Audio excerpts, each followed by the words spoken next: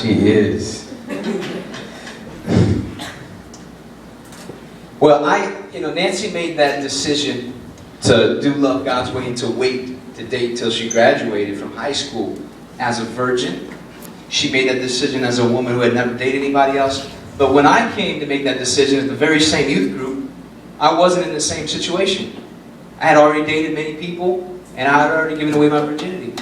And so here I am, 18 years old, in my last year of high school, and I'm listening to people talking about doing romance another way, and it's a way that I had never seen anybody do it before. And I want to ask you a question. Can you, and you don't need to raise your hand, but I want you to think about this. Can you name 3 relationships, 3 married couples that you admire so much, you see them enjoying marriage, loving their family so much that you cannot wait to be married? Can you name 3? You think of 3 couples that have such an amazing marriage, it's built on a rock, they got a godly family, and you say, man, and they're close to you, and you say, when I get to see them interact, when I get to see them hang out with each other and be together, I feel the love, I feel the power and the passion, and man, I am excited about marriage. Can you say that? Can any of you say that? By the way, I'm just wondering, 3? Can you think of 3 that are close to you? 3 marriages like that. If you can't say that, what I'm trying to show you is that our culture has really lost its passion for what God has created. He made man and He made woman and He made them good, y'all. Okay? The reason that your head turns is because there's an attraction that God made. And that's good stuff. It is. It really is. If it's done the right way, it's good. And if it's not done the right way, then it's powerfully negative and it can destroy your life. And that's what's happening. So people are getting together, right? They're shacking up and they finally get married. They don't really wait to do Love God's Way. They're not saving themselves. They're having sex with each other. They're doing whatever they want. They're touching each other. They're in the back room kissing and making out and doing whatever. And you've seen them and maybe you've been there too because I was there. And you see what kind of a country we've got. You see what kind of marriages we've got. And you see, friends, what kind of families we got. And I want to tell you, it didn't start there. It started way back when they started thinking about marriage. If you can't think of 3 couples that are close to you that make you excited about marriage, then friend, you're going to have to get a vision for marriage. I hope you can think of one. I hope it's your parents, but for a lot of us it's not. I hope it is for you. I hope you look at your parents and you see their love for each other. You know they're imperfect. But you see how they have a passion for one another. They uphold the relationship above every other relationship. And they honor one another. They make it right when it's wrong. And I hope that you see that at home. But no matter what you see at home, I want to tell you that there is hope. Because my family started out, I got mixed messages. My family, they loved each other. I was the only child for 6 years. Any only children? Yeah, okay, you know what I'm talking about? You get all the attention, you get all the toys. Especially if you came early and there wasn't a lot of other kids, you get all that, it was great. My mom spent all the time with me, she poured her love into me, and I'm the man I am today, largely on account of the love that she poured into me and the heart for God that she invested into me.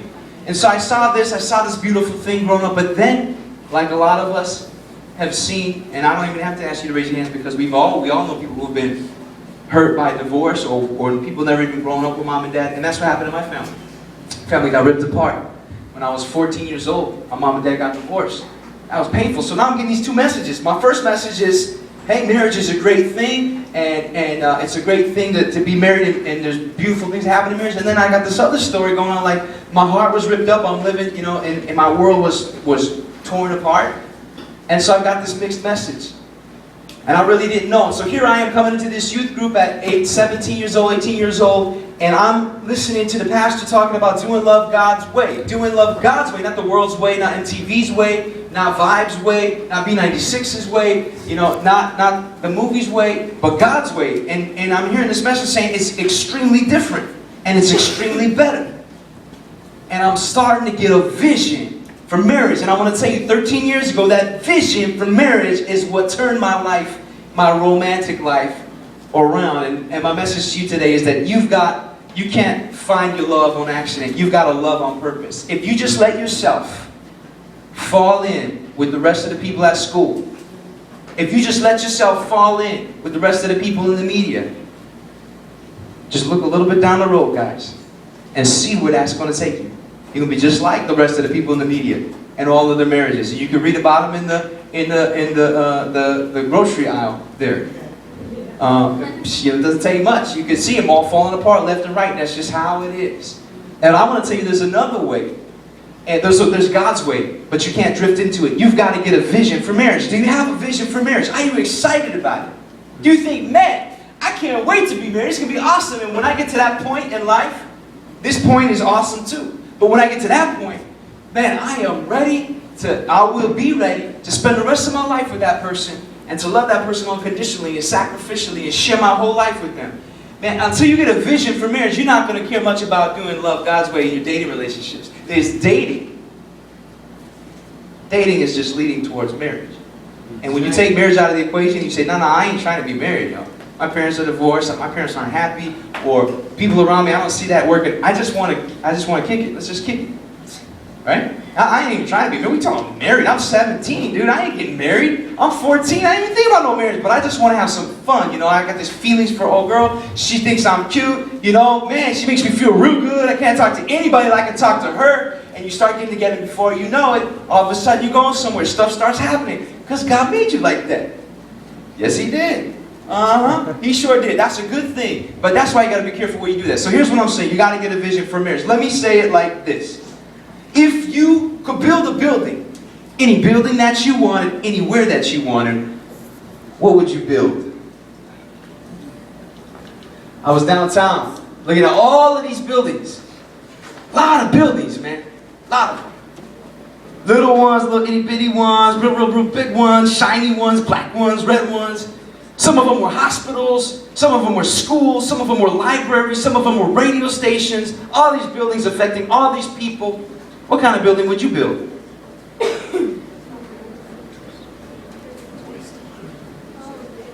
Would you build a hot dog stand? Would you build a shack? How about that building? Does that look like something you would just be real proud of? Something that you want to spend the rest of your life in? Be like, hey baby, I don't got much, but I got this shack. You and me love each other, be our love shack. We don't need nobody, nothing. I'll tell you what, when I thought 13 years ago, when I think today about my marriage and my relationship and my kids and my legacy, I don't want to build no shack, y'all. I don't want to build no shack. I'd like to build a skyscraper. I'd like to build something that you could see, you know, and it lasts for a long time, and it makes a big impact in the city, and it's something that's beautiful, and it's something that blesses a lot of people, and it's something that is honorable, and it's something that stands the test of time. I don't want to build me no shack. It falls apart when it storms, and it leaks on my head, and there's little rodents running through there, and there's no protection, and my kids are getting bitten by scorpions out there in the desert because my house ain't protecting them, because my relationship ain't fulfilling the place it's supposed to. I don't want that, do you? Nope. You got to think about it, because right now you are building your marriage, you are building your future right now. How old are you? You, yes. Louis. 14. 14? How old are you? How much? 13. How much? 14. How old are you? 10. How old are you, cute? Quick. 15 years old. How about you, Ryan? 14. How old are you? You think I'm not building my marriage right now? Yeah, you are. Yeah, you are. You are too building your marriage right now. You know why? Because who do you think your wife is going to marry, yo? She's going to marry you. Who do you think your husband's going to marry? He's going to marry you. And so you are already building your marriage by the decisions that you're making today. Now, every time that you decide that it doesn't really matter what you do with your heart, your husband's heart, by the way, well, you already done started your marriage. You already started the kind of man that you're going to be. Are you a man of character? Are you a man of purity? Are you a man of honor? Are you a man of love and respect? Are you a woman of God? Do you believe that you're precious in God's sight? Are you a woman who is worth being respected? Because if you don't think you are right now, you're bringing that right into your marriage. That's right. And I'm only 14. I'm only 10.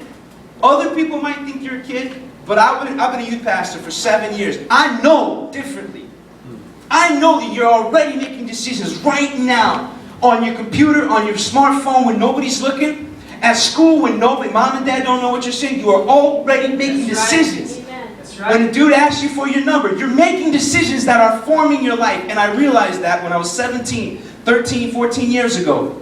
When the pastor was talking to me and it started making sense, and I wish that it did because I didn't want to be hearing none of that. I was like, come on, man. Shut up. I always have a girlfriend. Don't even try and mess with me about that stuff. Do you know why? Because I had this big gaping need in my heart. My heart was like seething, like, help me. She thinks I'm cute. Oh, yeah. Oh, they think I'm special. Oh, yeah.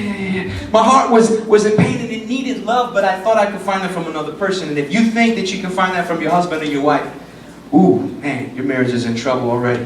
You got to find that from God. So here I am thinking about, I don't want no shack of a marriage. I want a skyscraper kind of a marriage. So I'm going to build it on the rock. I'm going to build it on the foundation. And who's the foundation, y'all? Jesus. Jesus is the rock. Jesus talks about two guys. One of them builds his life where it's nice and easy down on the sandy land by the beach. It'd be like a beach house. Beach houses are nice until the storm comes.